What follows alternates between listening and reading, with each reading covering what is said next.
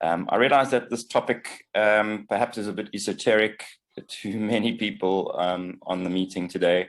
Some of you are here because you are water sports enthusiasts yourself, no doubt.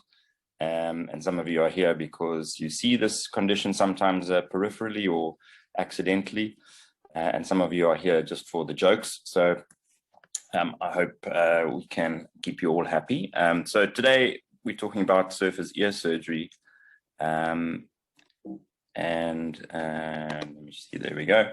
So this is me in Hawaii last year. You can see that I'm wearing a nice warm, well, the water's very warm, so I'm not wearing a very thick wetsuit. And I'm getting barreled there. And, you know, there were some professional photographers on duty, luckily.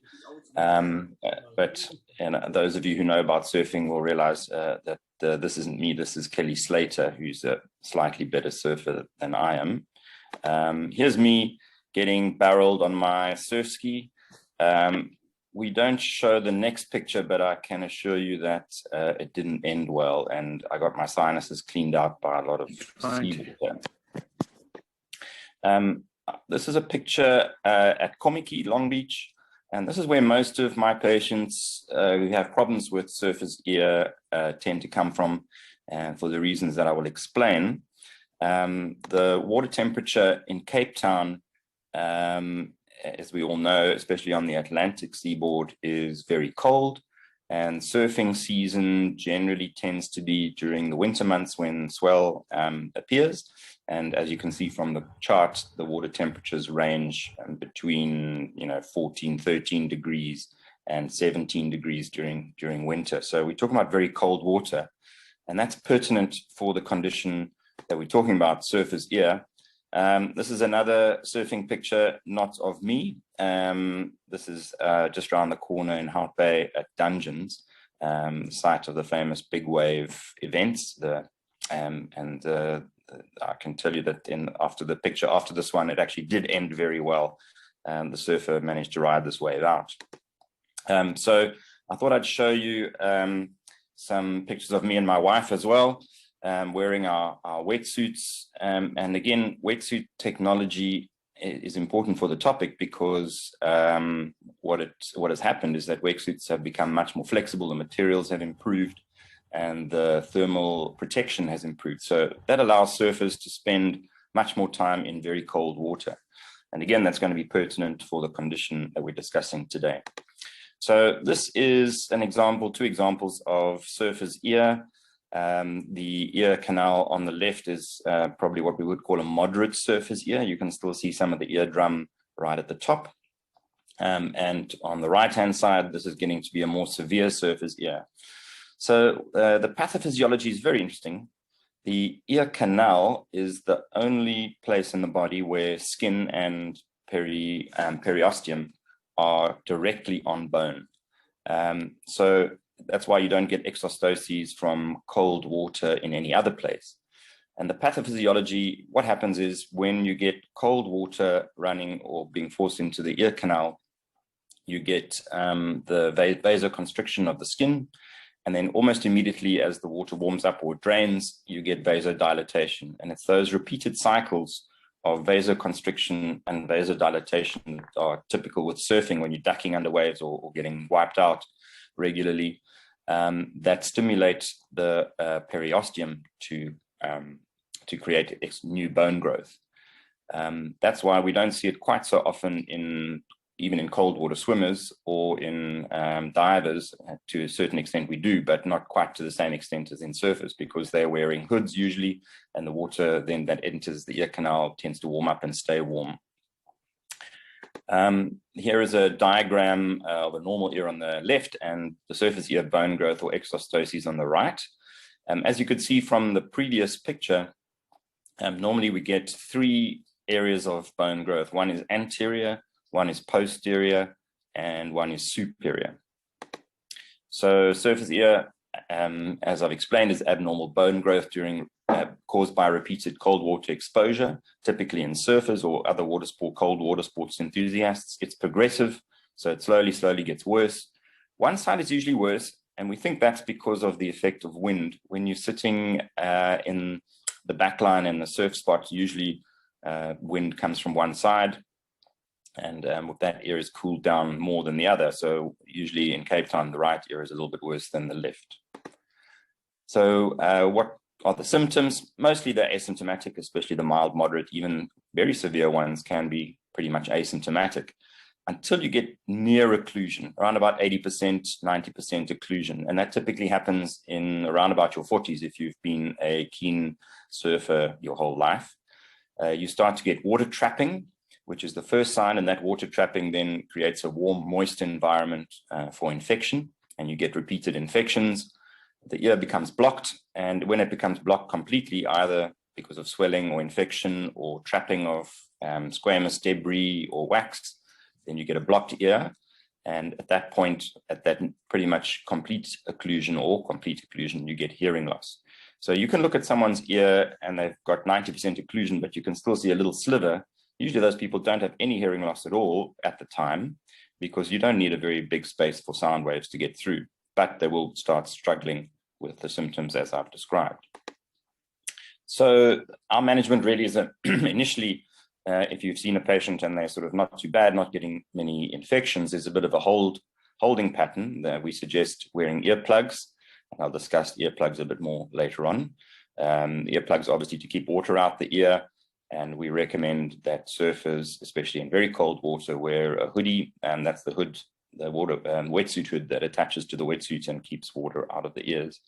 You can use alcohol-based ear drops in the ear. They're called swimmer's ear drops. And what the alcohol does is it mixes with the water, dries the ear canal out, so it helps prevent infections. Patients start seeing me a bit more frequently when the ears block and they get squamous debris and wax, and then I have to suction the ear for them. And eventually, once that becomes too much of a problem for them, then we recommend surgery. The decision on surgery also may be a little bit less clear-cut. You know, if we see someone with a very severe or moderate to severe ear canal exostosis, before they start getting symptoms, we generally will recommend, you know, let's wait and see. But if they're continuing to do what they're doing, they eventually will get bad enough to need surgery anyway.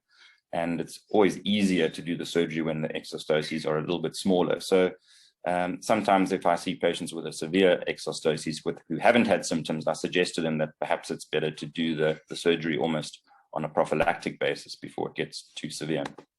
So traditionally, the way we were taught to do the surgery is what I call old school surgery. And that involved doing a post-auricular incision behind the ear, lifting the ear canal skin and drilling down these exostoses with a high-speed diamond burr. Some people liked to use skin grafts to cover the bone, the exposed bone, if the original skin couldn't be made to cover the bone anymore. So there was a little bit slow to heal in that situation. Delayed return to water sport, you'd have to wear a head bandage and you'd need sutures. And most people in that situation had a lot of problems with pain and sometimes infection, and then a delayed return to their favored water sports, you know, about 6 weeks to 2 months. And there also were these risks, or are these risks, with this method of hearing loss, because using a high-speed drill close to the eardrum and for a prolonged period of time transmits through the bone or through the eardrum directly to the inner ear, and you run the risk of damaging sensory neural hearing due to noise exposure, and with a resultant tinnitus. There's also the risks of perforating the eardrum. So this is an example of a post-auricular incision, and this is what the newer method avoids, as I'll discuss in a moment. So the new method has been popularized by a surgeon in Southern California, where exostoses and surface ear are also a problem, and we've been adopting it slowly in and around the rest of the world.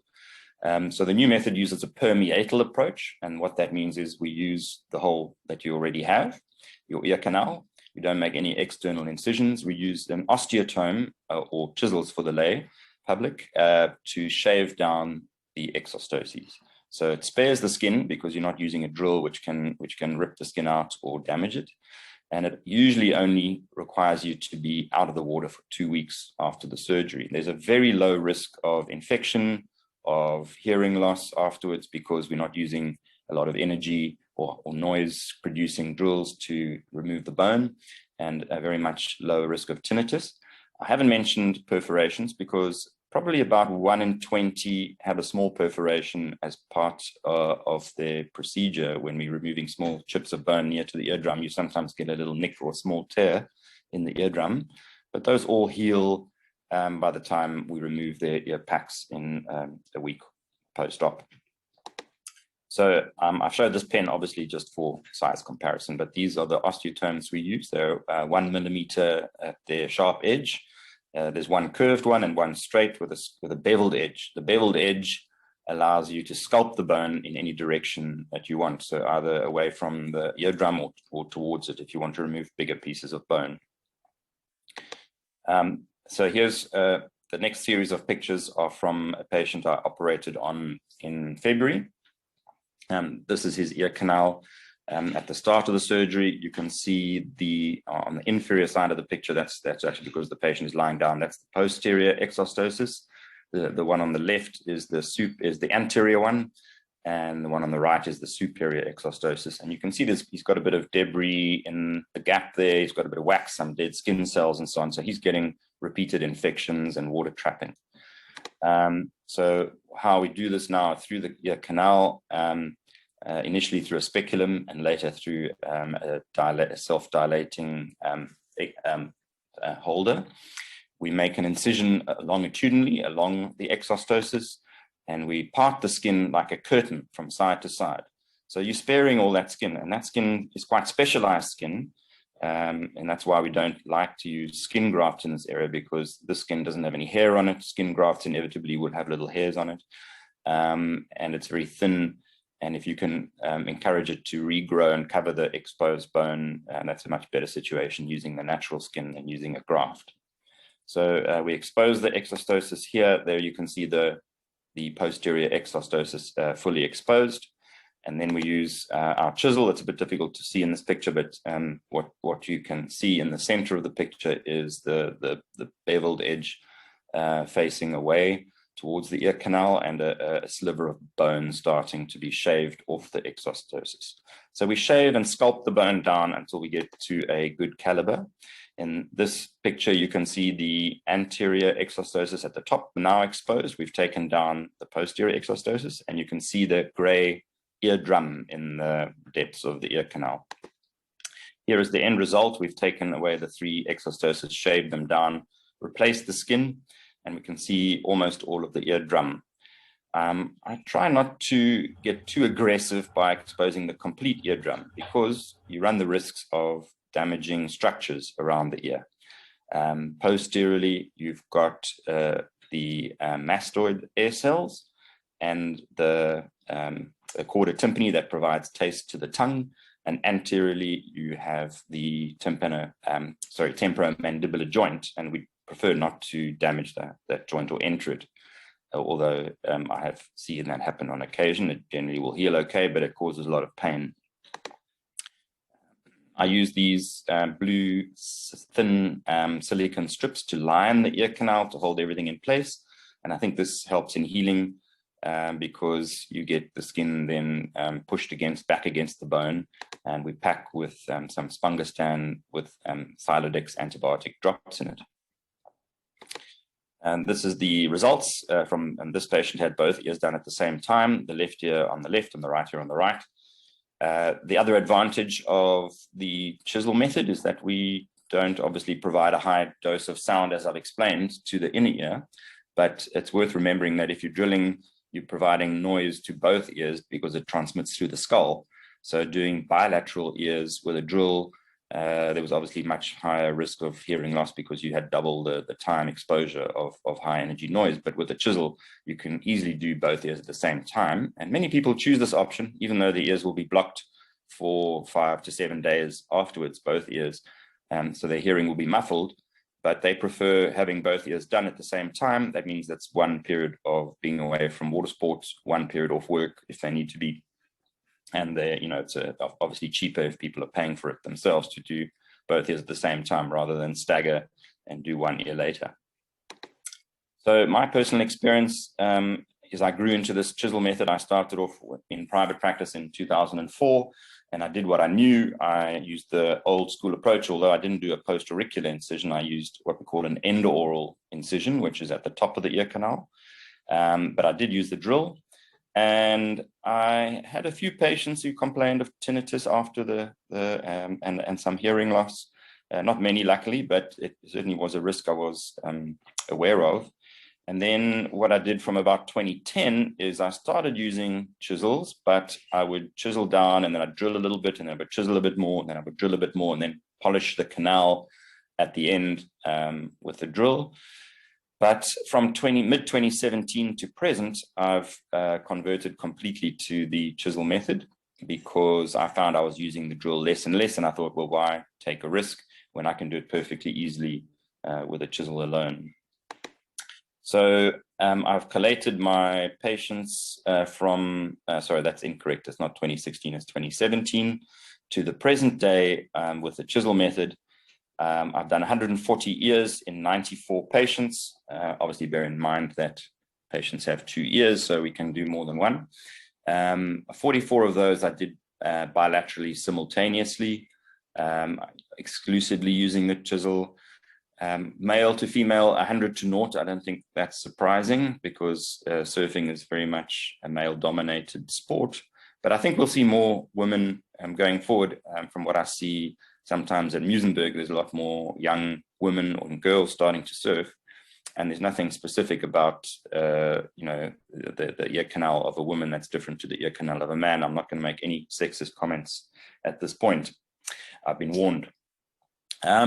But I have done 3 women over the years before I started using the chisel method exclusively. So it certainly is, will be seen more. The average age of these men was 46, which is about right as you'd expect the time frame to develop the ear canal problems.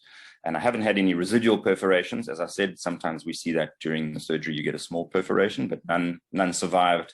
They all healed. I haven't had any patients with permanent tinnitus. People do get tinnitus when the ears are blocked. So when the canal is blocked with the packing, they have temporary tinnitus. When you take it out, that usually goes away if the hearing is fine. And I haven't had any patients who've had any hearing loss after the procedure. And the typical post-operative experience, and this is the big selling point of the chisel method, apart from the lack of complications, is that there's very, very minimal pain. You're not making any large incisions or external incisions, which typically are painful. There's no stitches. So there's usually 2 post-op visits. I take the packs out at about 5 to 7 days, and then I do a sort of a final post-op check a week after that. I give antibiotic drops prophylactically after I take the packs out.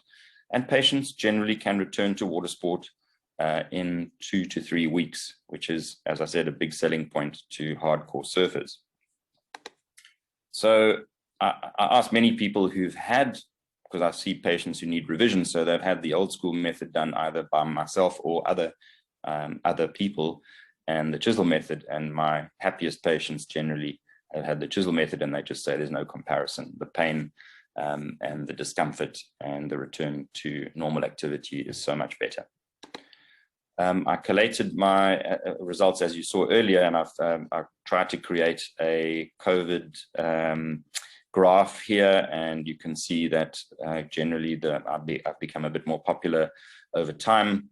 I've been doing more and more of these surgeries, and the trend line, which is the green line in the middle, seems to be rising.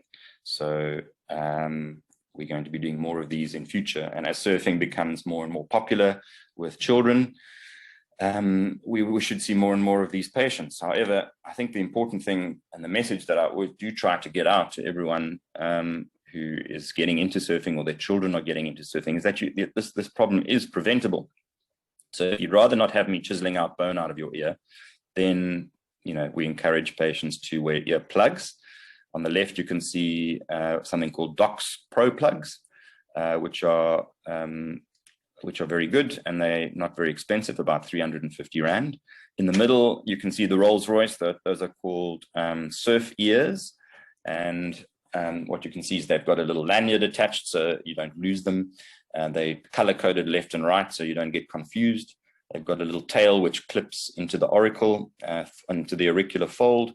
They actually are, you can't really see it in the picture, but they're hollow plugs. The black part on the outside of the earplug is a membrane. So when you're wearing them, it keeps the water out, but you can still hear, which is a big advantage for surfers. On the right-hand side, we've got the cheap and cheerful press stick option. And this is extremely effective, works very, very well, costs you about 10 cents per application. The only downside is that your hearing is blocked while you're wearing it, and many people don't like that sensation. They can't chat to their mates in the back line. They can't hear the wave as it approaches from behind them. So that's my talk. I've kept it in time, I see. So we do have some time for questions. Phil, if you'd like to run that or run some questions by me, you're welcome. Thank you. Thanks very much, Gary. Thanks for that very interesting talk. The weather at the moment, I suppose, will only make a surfer want to get in the water, but that's surfers and paddlers alike are a different breed. So thanks, Gary, for that. Are there any questions? Anybody who'd like to pose a question either in the chat or to switch their video on even better and to show themselves and to ask themselves? I see there is a question from Helga Antonissen who asks about the recurrence rate. Is that something you can comment on, Gary? Yes, thanks, Helga. I mean, clearly, if you're going to be doing exactly the same thing that you did to cause the exostoses in the first place, and that is, engage in cold water surfing without any ear protection or ear plugs or a hoodie, then the same problem is going to just continue. And we would normally see if there is going to be a recurrence. Obviously, it depends how much time you spend in the water. But if you don't take any precautions, we'll usually see people coming back, maybe needing revision surgery in somewhere between 5 to 10 years. However, if you wear earplugs and you wear a hoodie, then you can generally, or usually you would probably not need to have revision at all. So that's what I encourage all my patients to do post-op. Thanks, Gary. There's another question from Dr. Cronwright. Is there a difference, Gary, between crayfishing in Elands Bay and Long Beach surfing? Yeah, I think we generally see that surfers do get this problem more than divers, even snorkelers. But the reason is that with diving, you spend much less time in the cold water. So most people would dive for somewhere between 40 minutes to an hour and a half, maybe. Surfers will spend 6 hours in the water if you're really a hard man or woman. And I think it's also the repeated rinsing. When you're surfing as opposed to diving, you're constantly ducking under waves, coming up out of the water into the wind, up and down all the time. And that cools and heats the ear canal much more than when you're diving, and most divers in very cold water in Elands Bay will probably be wearing a hood, which I think is protective. So I have seen some commercial divers with the problem, but it's a very small percentage, and I've seen very few purely recreational divers with it. I hope that answers your question, Keith. Are there any other questions from the floor? Anybody who'd like to switch on their video or unmute themselves and ask directly to Gary, please do so. There are 80 participants. We've had more, and there are plenty of people saying thank you very much, Gary, for a great talk. Gary, you've alluded to this already, just the warm water versus the cold water versus the warm water. And I'm sure you showed some graphs that I might not have picked up on exactly, but the distinction between incidence of this problem in certain areas or certain parts of the country or parts of the world, is that dramatic? Do you not see this in warm water areas like in Durban, for example? Yeah, I think that's, sorry, I perhaps didn't make that clear in the talk. I think we in Cape Town see this condition. If you are an ENT in Durban, you won't see it. You'll see it maybe in, people visiting from elsewhere, but it's very much a cold water phenomenon. So there's certain parts of the world where surgeons will gain experience by seeing so many of these patients. So Cape Town is one where, we strain the West Coast, where the water is very cold, and obviously in and around Cape Town. Other parts of the world include Cornwall, Ireland, Southern California, and South west southern Australia, where surfing is popular and the water is cold. And as I explained in my talk, with advanced modern wetsuits, people are spending hours and hours in the water, as opposed to in the old days where you could, manage in very cold water, you could manage maybe an hour or two. Do you see this in paddlers as well? I think the problem here is that people that engage in water sports often engage in more than one. So there's a lot of, conflation of, it's difficult to sort of isolate them out completely. So I think generally I would say in pretty much every paddler in Cape Town will have some degree of exostoses, but it generally isn't bad enough to having something done about it. Now, I'll refer to myself here. I'm a paddler more than I am a surfer. I do flop around with a longboard in Muizenberg maybe once every couple of months, but the water there is a little bit warmer. And I'm not a very good surfer, so I don't spend a lot of time in the water. And my exostoses are probably because, they're what I would call moderate, and they're probably because of childhood exposure, swimming in the sea and boogie boarding, and perhaps a little bit of ongoing wind and water and spray when paddling. But, you need to be usually a hardcore surfer to get this problem. Thanks, Gary, there are a couple of questions, Dr. Malcolm Henry. First one, are you stitching the skin closed in the oral canal? And secondly, are outcomes worse on the very large exostoses? So the question is, so with the lack of an external incision, so we don't make with this method either a post-auricular or end oral incision, so no stitches are required. You replace the skin or flap the skin back against the bone, the new fresh bone that you've created by removing the bone above it, and use the packing to sort of hold that skin against that bone, and it generally will take. There's usually a small little gap, and the skin grows and around that. So we see it usually by 2 weeks. There's full coverage of the ear canal with normal, healthy, if slightly fresh or inflamed ear canal skin. So no stitches. And the other question was, are the outcomes much worse when the exostoses are severe? Probably not. The procedure is exactly the same. It probably takes a bit longer. You might say that there's a slightly higher chance of causing an ear canal perforation. But I've done quite a few cases where you can't see a lumen at all. The bone has completely occluded the ear canal, and you're following the sort of compressed skin in between the 2 or 3 exostoses to try to find the correct trajectory to get down to the eardrum. So it will just take a bit longer, and you have to be a bit more careful and slow and methodical. But I think we end up with the same results ultimately, although perhaps maybe there's a slightly increased risk of complications and perforation.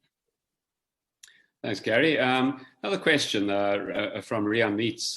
Can tinnitus be as a result of surfer's ear? Generally, tinnitus, you can see it as a bit of a normal phenomenon in many people. So, when you place healthy subjects into a soundproof booth, 90% of them will report some degree of ringing, but it's usually not noticeable or intrusive to most people, except on occasion. So tinnitus in people who start to have a problem with it usually is as a result of a degree of hearing loss. And we only see hearing loss with surface ear when you get a complete occlusion, either from the bone itself or from obstruction with wax and skin cells and things. So then you will get tinnitus. And the other the tinnitus problem is as a post-op, a complication of the surgery. And as I explained in my talk, we don't see that really with the Chisel method, but certainly it was a very prevalent and very a source of counseling to the patient that risk arose during the drill method because of the hearing, the sensory neural hearing loss that it caused. Gary, thanks very much. We've reached 8 o'clock, and while we still have time for questions, if there are any to be posed, I would like to thank you so much for talking this morning, and to everybody who's joined us. We've had over 80 participants, over 85, I think. There are so at least one person in the chat has declared himself ready to be chiseled, to James Miller. And probably you'll have all the surfer dudes coming to see you pretty soon. But thanks very, very much. Is there anybody else who'd like to pose a question? Last chance. Going, and gone. Gary, thank you so much. Have a wonderful Friday, and to everybody else as well. And thanks once again for joining us, and thanks for talking this morning, Gary.